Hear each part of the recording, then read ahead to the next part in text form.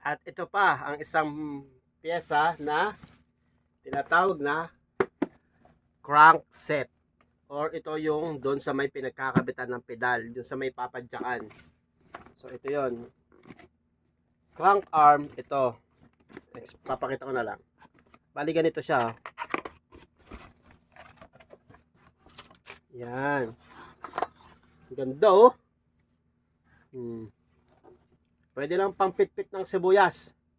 Ito yung tinatawag na chain ring. Yan, chain ring. Tapos ito yung tinatawag na crank arm. So pag pinagsama mo siya, ang tawag na sa kanya ay crank set. Ito ay yung nilalagay, ito yung nasa may dito sa may gitna ng bike. Yung dito kayo magpipedal, dito yung sa kabila. Yan, ganyan. Ito yung partner niya. So yung mga nagbabike dyan, alam nila yung tinutukoy ko, alam nila. So ito yan. Ito yung partner niya.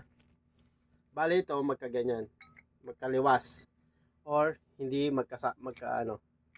Ganyan siya, ganyan ang magiging takbo niyan. Oh, pag ganyan, baliktad eh. Yan. Tapos lalagyan mo dito ng kadena. Ito ay bagong-bago sa Pilipinas. Inuulit ko. Crank arm, ito. So, ito, chain ring. So, pag pinagsama mo na siya ay crank set. Okay? Gets nyo na? Okay.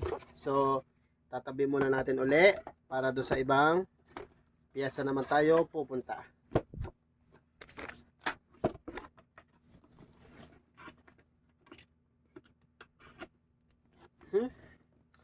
Okay. Bye. See you next time.